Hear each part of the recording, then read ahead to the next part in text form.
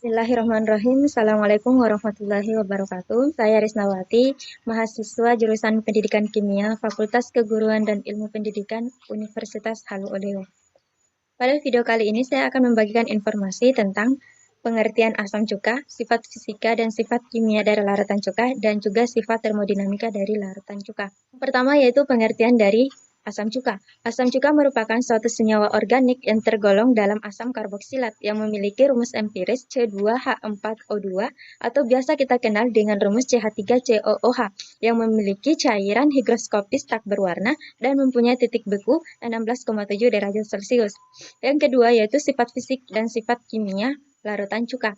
Sebelum saya memberikan informasi apa saja sifat fisik dan sifat kimia dari larutan cuka, saya akan beritahukan apa sih itu sifat fisika dan apa itu sifat kimia. Jadi, yang pertama sifat fisika. Sifat fisika merupakan perubahan yang terjadi pada suatu zat yang tidak menghasilkan zat baru dan dapat diamati. Sedangkan sifat kimia merupakan suatu perubahan yang terjadi pada suatu zat yang dapat menghasilkan zat baru. Jadi, sifat fisika dari larutan asam cuka yaitu yang pertama, dia memiliki cairan yang bening, yang kedua memiliki rasa yang asam, dan yang ketiga memiliki bau yang sangat tajam. Sedangkan sifat kimia dari larutan asam cuka, yang pertama yaitu ketika bereaksi dengan kapur, dia mampu membebaskan gas karbon dioksida, dan yang kedua yaitu mampu melarutkan garam timbal. Yang ketiga yaitu sifat termodinamika dari larutan asam cuka. Sebelum saya melangkah ke situ, apa sih itu termodinamika? Jadi, termodinamika merupakan salah satu cabang ilmu fisika yang mempelajari tentang proses ketika kalor diubah menjadi usaha dan usaha diubah menjadi kalor.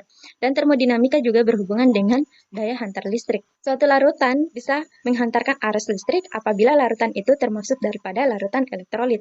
Kenapa harus larutan elektrolit? Karena larutan elektrolit itu mempunyai ion-ion yang dapat bergerak bebas. Ion-ion yang bergerak bebas inilah yang berperan dalam menghantarkan arus listrik, di mana ikatan yang terdapat dalam larutan elektrolit merupakan ikatan ion. Ikatan ion ini dalam satu larutan akan terionisasi menjadi ion positif dan ion negatif. Pada larutan asam cuka ini merupakan larutan elektrolit, akan tetapi dia termasuk dalam larutan elektrolit lemah, sehingga dia tidak menghasilkan nyala api yang terang. Larutan asam cuka ketika diberikan daya hantar listrik pada larutan itu akan tampak gelembung-gelembung gas. Pada gelembung-gelembung gas itu menandakan bahwa ion yang terdapat dari larutan asam cuka ini sudah terionisasi, yaitu CH3COO- dan H+.